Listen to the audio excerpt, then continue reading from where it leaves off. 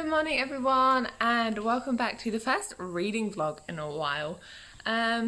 Life's been hectic, work has been so full on, and these are my last 2 days of relative relaxation before I go on school camp with the kids. So my plan is to essentially read as much as I can while still preparing for camp in between all of that. So this is actually a weekend vlog, not a full-length vlog. It's just unrealistic for me to upkeep, especially at the beginning of the first school term. It's a crazy time of year, but so far this week I have been reading The Starless Sea and I'm loving it so much. Where am I? Page 187. I'm loving it so much. It's one of those books where I love it so much that I am like slowly reading it because I don't want it to end, and I know it's taken Morgan something like 10 years since The Night Circus came out. So my plan today is I actually want to go purchase this. This is a library copy, so I don't have to worry about it being overdue, and I know I love it enough to want to buy it. Potential here for it to be my favourite book of 2020. I'm just loving it that much. But I'm also wanting to pick up another book this weekend because I feel like I need to read something else. Like where I've read, it's taken me all week, which for me personally is kind of slow. So I wanted to pick up another one that I could quickly finish this weekend, or at least start and power through. So I was thinking about this novella, Down Among the Sticks and Bones, which is book 2 in the Wayward Children. So let's read.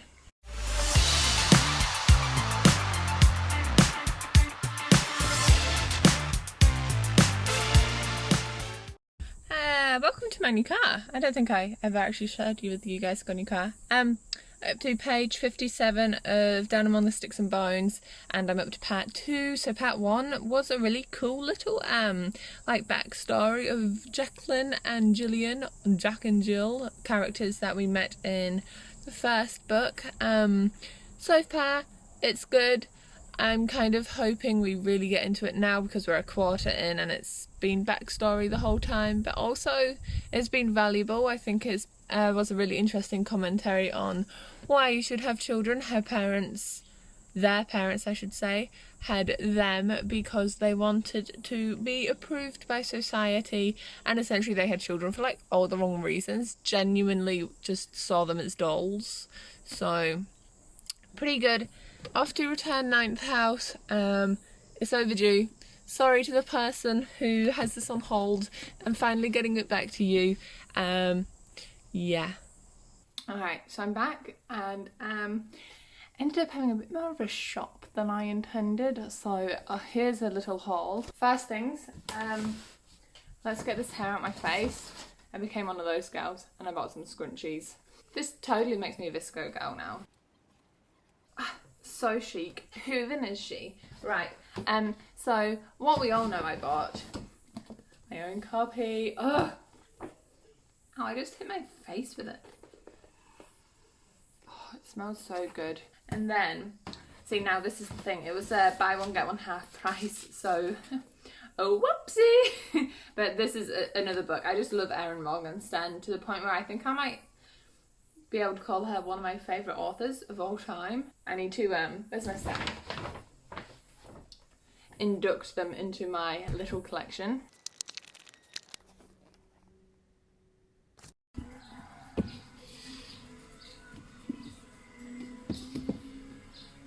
And then I kind of bought myself some shoes. The excuse I'm telling myself is I need more like professional shoes because I'm going from an agricultural primary schools where I just go in my wellies and sneakers to a proper high school, and although I have plenty of shoes, I couldn't resist when I saw these babies on sale. So if you saw my monthly favourites, you saw that I had a pair of shoes in there. I'm such a shoe gal. So these, where's the other one? Ugh. And then the last little thing I bought were some baking things.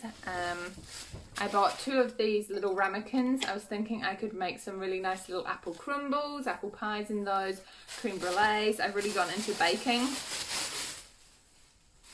So I just got 2 sets of those. They were on sale from Farmers for $10, so they worked out to be $5 each, which I didn't think was bad for something of decent quality. I say, almost breaking them. And then the other reason I actually went into town was to buy, I call these hand whiz-whizzes. The proper name is a hand mixer, but whiz-whiz works for me. All up, I spent like way more money than I was planning on, but YOLO. Do people still say that?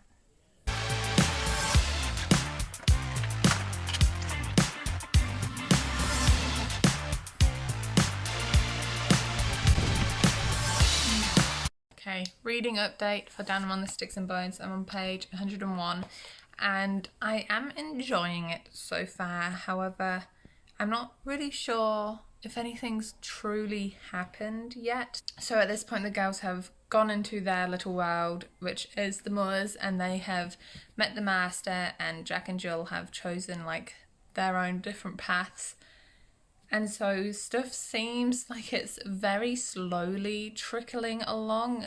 Kind of like in the first book, one of my critiques was how the mystery didn't seem mysterious enough. It's almost like this time the plot doesn't seem to be progressing as quickly as I would have preferred. Although Maguire has done a really good job at like giving each girl an identity. I'm struggling with the attaching the name to each identity. I'm in another reading position. No idea how many this is, but I'm out on the little deck by the out by the bedroom because it's hot and I found a breeze. But I'm up to page 110. I don't think that's any much further than when I last updated you, but I've just realised what's sitting a bit wrong in my mind. It's been niggling me for a little bit and I finally chomped down on it. It is the fact that book 1 finishes with Jack and Jill on a cliffhanger.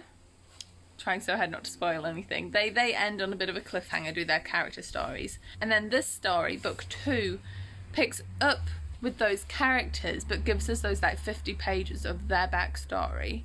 And now is talking about how those girls found their world. And I just really wanted that twist at the end of book 1 to be picked up from and carried on from, but at the moment it's not even, the timeline isn't even up to date with where the first book was, and we're more than halfway through now, and I just hope this book doesn't end up feeling like a prequel to those other characters, because that's not what I want. I want to see what happened to them after the thing that happened in book 1. Okay, an update. Just finished this. I'm going to give it 3 stars. It's not what I wanted, but it was still good. It was still okay. The book... Oh wait, that's going to be a massive spoiler. The book, like I before mentioned, didn't pick up from where the first book ended. And the book doesn't actually connect to the first book all that much, apart from really it is a prequel. This is the story of Jack and Jill before they came back to Earth, and so what happens after the end of the first book is still unknown. I did like the writing, like everything. I enjoyed the setting like I did in the first one. I just didn't, it's just not the book I wanted, and that's the only way I can describe it. So I've been reading for about an hour. I'm up to page 229 of The Starless Sea, and I wanted to share with you a quote, and I underlined this session. It goes, "A woman so absorbed in the book she is reading that she does not look up as he passes." And I just wrote mood next to it because that is so me. Oh, so thoroughly loving this, and I want to savour it. I'm about halfway now, so I'm going to put this down. I'm going to cherish it, I'm going to savour it, so I'm also going to spin my wheel to choose what book to read next. So here's the wheel, I've put the little numbers on it. Obviously there's only like so many books up there. How many is it? 8? 9 books up there. If I spin and there's a number that doesn't correlate to a book up there, then I'm just gonna spin again. So I'm looking for 1 to 8, and if I've already read it, then I'll spin again. I just really suck at choosing what book to read myself.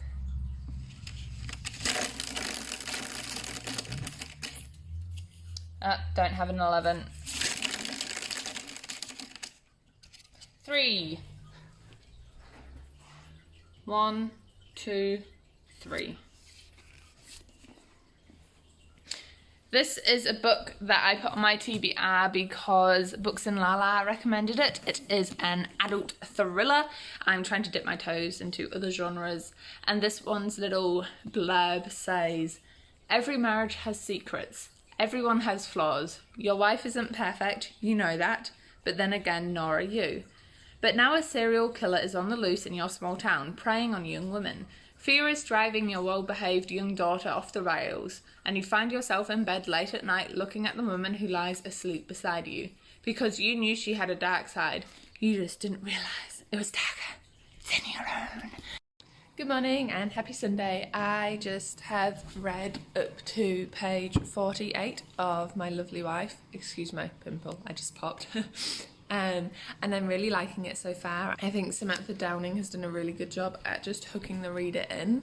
She hasn't wasted any pages with like a lot of backstory. She's just gone straight into the action. It's kind of like a mystery in terms of, so really the husband is trying to figure out how like evil his wife really is, but at the same time they're all living in this pretense of being like a real happy family, which I suppose they are a happy family, but they seem like a perfectly normal family, which obviously they're not, and they're also planning their next murder. So 48 pages in and so much has happened and so much is promised to happen.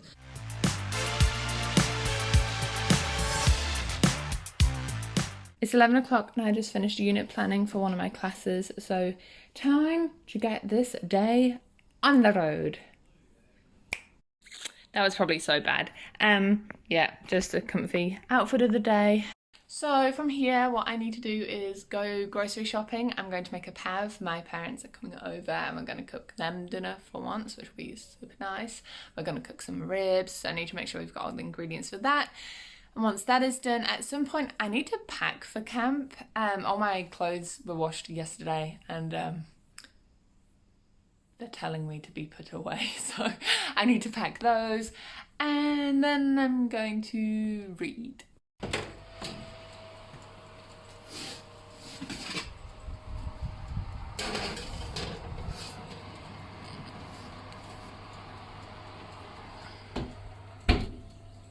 Okay, so whilst the pav is cooking, it's in the oven, I've got an hour. There's some little organising things to do, but first of all, went to good old Kmart and got 2 shoe racks, thanks to Ty, who put them up for me. Put them up, like made them for me. Time to, wait, you can't even see what I'm doing.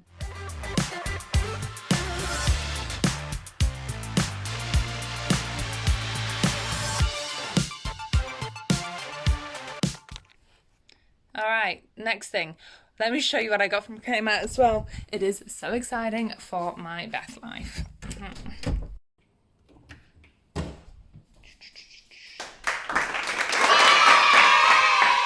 Pav chicken. Oh, it's really hard to see because of the glare. She's looking good.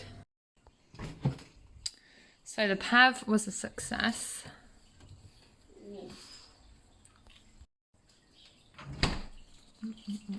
It's 6 PM and I need to pack for the school camp tomorrow.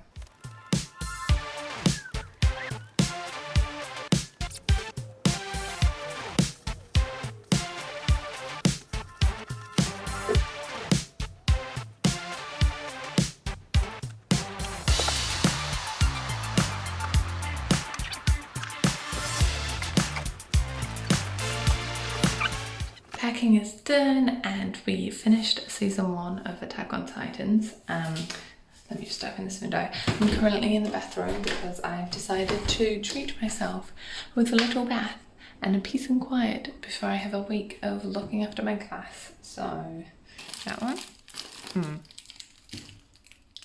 like chocolate orange.